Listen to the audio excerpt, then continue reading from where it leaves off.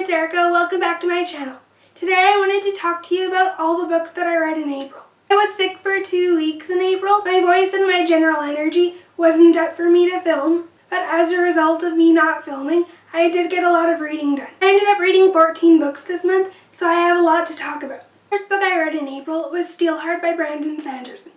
This is the first book in a YA fantasy trilogy, and it follows this boy named David, who has always had a vendetta against epics. And in this world, epics are people who have strange superhuman abilities, but they use those abilities to destroy the world and wreak havoc on society. The main character, David, has always wanted to get revenge on an epic named Steelheart, who ended up killing his dad when he was 8 years old. His mission in life is to destroy Steelheart and end him. In order to defeat Steelheart, he teams up with this group of people who call themselves the Reckoners, and they're a rebellion group in society who are against the epics and want to destroy them and get rid of them. I liked David in this book. He was a nice, relatable character, and I liked his interactions with some of the side characters in the Reckoners group. I also love how fascinating the plot is. This book is fast-paced, and I loved all the action in it. There's also a hint of a crush that David has on one of the group members of the Reckoners. I think I gave this book 4 out of 5 stars. The conclusion to this book was awesome. I love the fact that David accomplished his goal of defeating Steelheart. By the end of the novel, his thoughts about epics change, and that maybe epics aren't as bad as he thinks they are. In this book, we actually learn that some team members are epics themselves, and that's where the moral grain to this book comes in and changes David's perspective a little. I loved this first book. I loved the story from beginning to end. And since I loved this book so much, I definitely think I'm going to love Sanderson. I definitely want to read more books by Sanderson. I think he's definitely going to be an author I like. Next, I read Firefight, which is the sequel to Steelheart.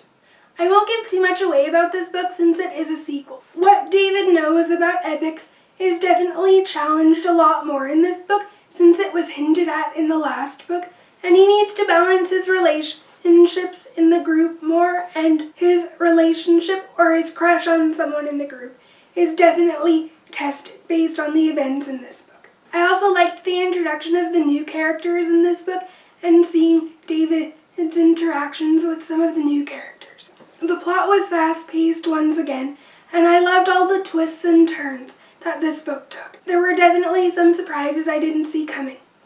I gave this book 5 out of 5 stars. It was really good. Next, I read Calamity, the third and final book in this trilogy.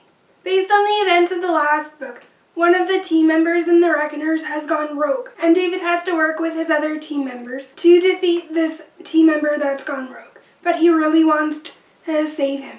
The plot was action-packed as always, and I liked how this trilogy wrapped up. David questions what he thinks he knows about epics, and his ideas about epics change once again. David also learns some interesting things about his family and himself in this book, and David also calls upon the help of another epic to help his team and to help save this one individual.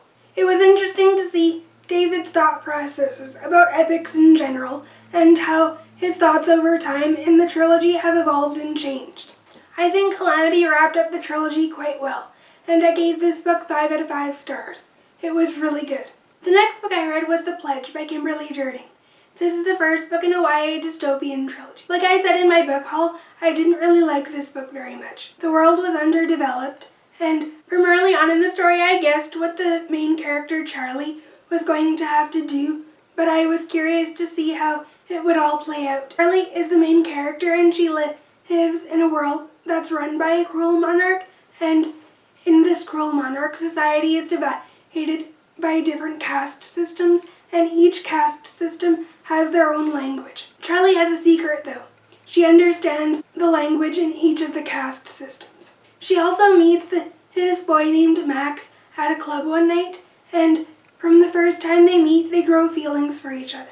I felt that their relationship was instant love, and Max as a character isn't really developed other than his feelings for Charlena. I also didn't really like any of the side characters Charlie's best friend was annoying, and I didn't really see the purpose of her character at all.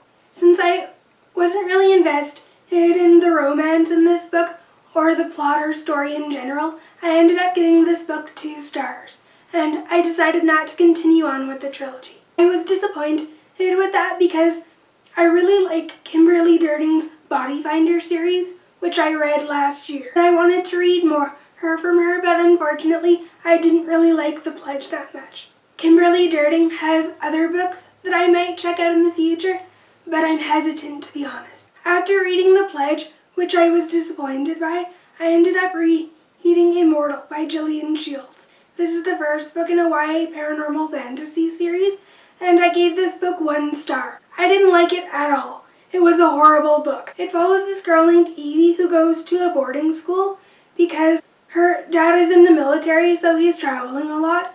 Her mother is dead and her grandmother is sick in a nursing home, so Evie has no choice but to go to this boarding school. Evie complains so much about her life and her situation at the boarding school, she got on my nerves quite quickly. I found her character to be whiny, immature, and self-absorbed. While walking the grounds one night, Evie comes across this guy named Sebastian by chance, and they start having nightly meetings. And from when Evie first meets Sebastian, it's like love at first sight. It was totally insta-love. There's also this mystery surrounding Sebastian as to why he won't go out with Evie during the day or why he won't let Evie meet his family. I kind of got the hint about the mystery surrounding him quite early on in the book, so when we actually found out more about him, I wasn't that surprised at all. Also, it got on my nerves that Evie just madly fell in love with him after her only meeting with Sebastian a couple times. That didn't make sense to me at all. Also, just the nature of their relationship resembled Twilight, and the fact that Evie depended on Sebastian so much, and like her identity, all her thoughts were wrapped up in Sebastian. It's like she didn't have any identity at all once she met Sebastian, and that got on my nerves. I hate Twilight with a passion, since that's exactly what happened to Bella when it came to Edward in that series. The plot in this book wasn't really that engaging either. There's this mysterious locket that Evie wears, and she finds out that this locket is somehow tied to her family history. There's also this mysteriousness surrounding the boarding school itself. Evie and Evie's family are tied to this boarding school, so their family history goes back generations with ties to this school.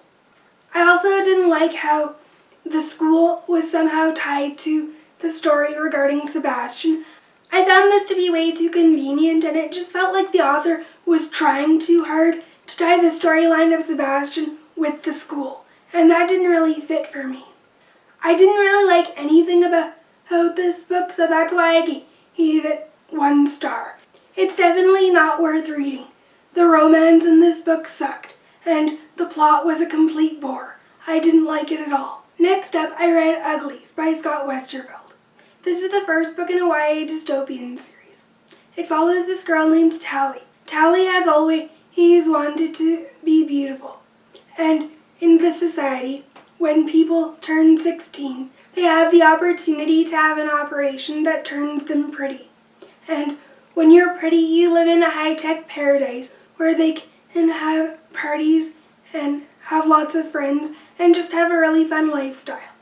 Tally's best friend Shay isn't sure if she wants to be pretty, so when Shay runs away, Tally obviously wants to find her. But on her journey to finding Shay, this makes her question everything she knew about her society. And maybe turning pretty isn't the best after all. I gave this book 4 stars. I really enjoyed it. This is obviously a classic YA dystopian series, but until this month I hadn't read it yet. I really liked Tally and Shay's relationship in this book. I thought they had a good friendship. Once Tally finds Shay, I like seeing her interactions with some of the other side characters and just discovering that there's a whole new world outside of being pretty. I also liked Tally's romance with David in this book. David was mature. I liked this about him, and he really seemed to genuinely care for Tally. So I enjoyed their relationship in this book. While being on the outskirts of society, Tally comes to learn what's actually behind the operation of being pretty, and that when someone turns pretty, it not only changes the way you look, but also changes the way you think. The world building was really interesting in this book. I was captivated by it. The plot moved at a steady pace as Tally learns more about her society. The conclusion to this book was really good, and it ended on a cliffhanger, so that made me really eager to check out the second book. This book follows Tally now that she's been turned pretty, and she kind of wants to change her society from the inside. But she can't seem to do that at the beginning of the novel, because obviously she's been turned pretty, and that change is the way you think. I liked the new friendships that Tally makes at the beginning of this book, especially her relationship with Zane.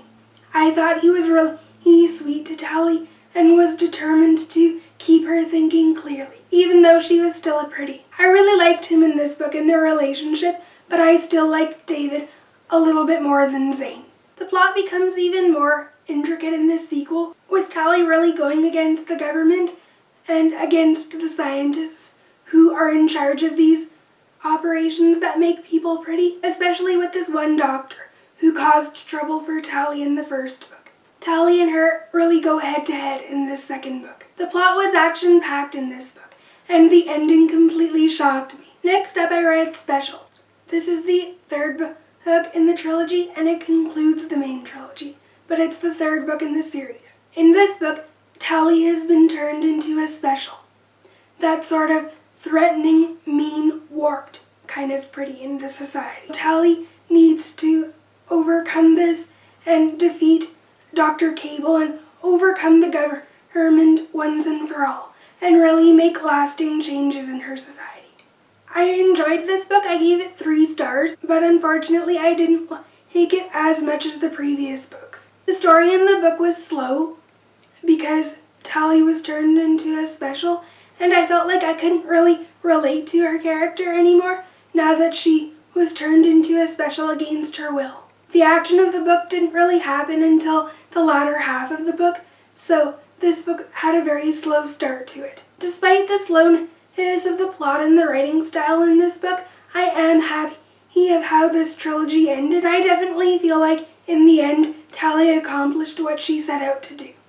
I was also happy that Tally reunited with a character in this book in stopping the government and accomplishing her goal. But it was like Tally and this certain character didn't have any previous relationship. I didn't really feel like this was focused on enough. That's another part that I didn't like about this book, but I enjoyed it overall. The next book I read was Extras. This is the 4th and final book in the Uglies series. This book takes place a few years after Tally Youngblood has made the changes in society that she wants to. But the world has slightly changed. In this new society, fame has become more important than personal identity. People don't really feel real unless they're famous. This is the world that A.F. Hughes lives in, and she wants to try to write a news article or make sure she's noticed in this society. She thinks that obtaining fame is important, and she'll do whatever it takes to be famous. Since Aya wants to be famous, she decides to write a news story about a popular clique of girls at her school. She's determined to find gossip about them in order to achieve popularity. While trying to do this, Aya comes across a new life form that no one in her society has seen before. While Aya is trying to find out new information about these life forms, Tally and a few of her characters from the trilogy come back, and they work together to try to find out whether these life forms are working against Tally, trying to destroy the world, or if they have a new plan for a society all on their own.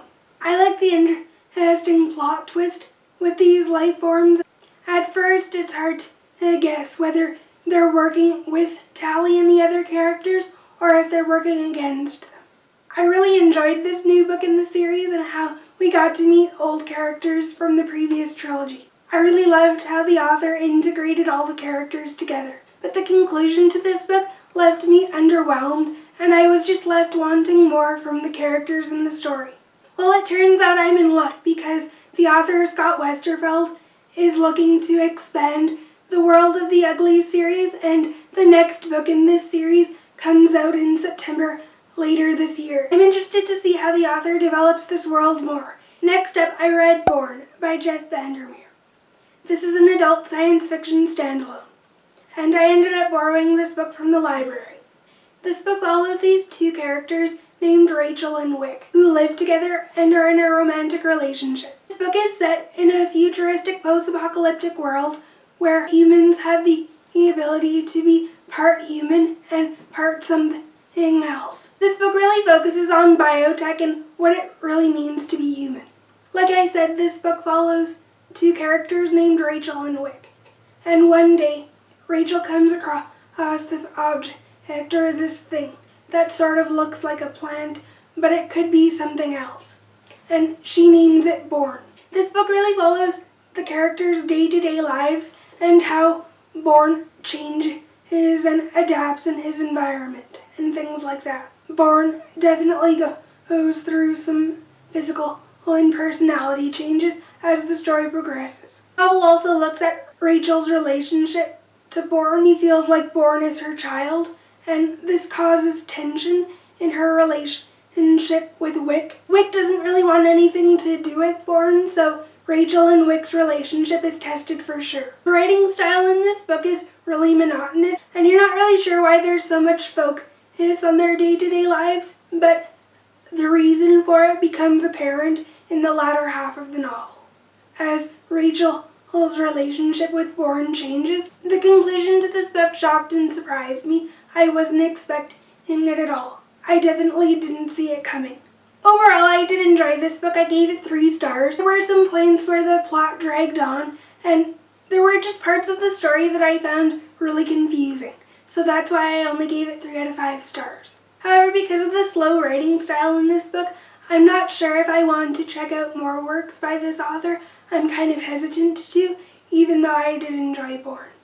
Next up, I read Red Mars by Kim Stanley Robinson. This is the first book in an adult science fiction trilogy, and I actually DNF'd this book. I read about 100 pages of this book. I could not get through it at all. This book focuses on a group of people who are going into space to try to colonize Mars. There wasn't much plot in this book since this book is more about philosophical ideas and the characters personifying those two different philosophical beliefs as to whether it's good to colonize Mars or whether humans should just leave life on Mars alone. Since there wasn't much plot or story, I didn't really find myself connecting to any of the characters. I didn't really connect with any of their purposes or goals, so I didn't really like any of the characters in this book from what I did read of this book. This book is highly acclaimed. A lot of people love this trilogy since it's old and it's quite famous. It's been made into TV series and movies, but this book was just not for me. The next book I read is Legend by Marie Lu. This is the first book in a YA dystopian trilogy. In this world, the characters live in a place called the Republic of America. On one side of the country, there's the Republic, which is where the main characters in this book live, and the colonies. We follow 2 characters in this book. June is the female character, who is rich, and she's been trained as a Republic soldier. In this world, when kids turn 10 years old, they have to participate in a test called the trial. If you get a high score on your trial test, you become trained as a Republic soldier, like June. And the kids who receive a low score are cast out of society and killed. The other main character, Day, is one of the poor people in the Republic, and he's living on the outskirts. Day is also the Republic's most wanted criminal, and when June thinks Day has murdered her brother, she seeks to have revenge on him, so she hunts him down and wants to kill him. But when they meet, June realizes that Day isn't like she thought he would be, and they form a connection with each other. I really loved June as a character. She seemed relatable and tough. Day seems like a sweet character, and he's really sweet to June.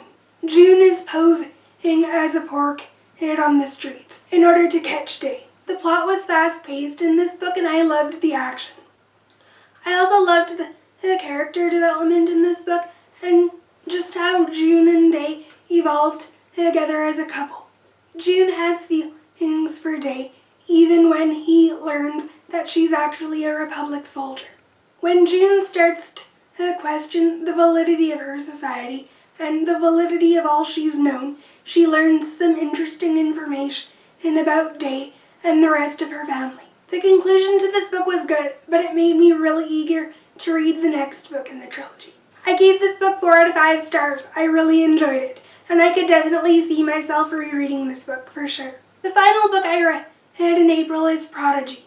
This is the sequel to Legend. I really enjoyed this book. I gave it 5 out of 5 stars. The sequel builds on the events of the previous book, but it elevated the trilogy to a whole other level. Given the events of the last book, June and Day are now together on the outskirts of society, but they find themselves in the middle of 2 groups. The Patriots, who want to change the Republic from the inside by assassinating the new elector. The Patriots are using June to infiltrate the Republic from the inside. However, she grows closer to the new elector, Aiden, and realizes that he also wants to change the Republic, since he's not satisfied with how his father ran things. As the story progresses, June and Day find themselves on opposite sides of each other, and certain characters in this book have ulterior motives, so it's a guessing game as to who to trust. I loved the plot in this book. It was action-packed from start to finish, and I loved all the twists and turns. The conclusion to this book completely crushed me and gave me all the feels. I can't wait to see how this trilogy wraps up and where the story goes from here. I need to read Champion really soon. Those are all of the books that I read during the month of April. Comment down below and tell me what was your favorite book that you read in April. I'd love to know. If you want to see more videos from me, I'll put some videos up on the screen in case you guys want to check those out. I hope you guys enjoyed this video, and I'll see you in my next one.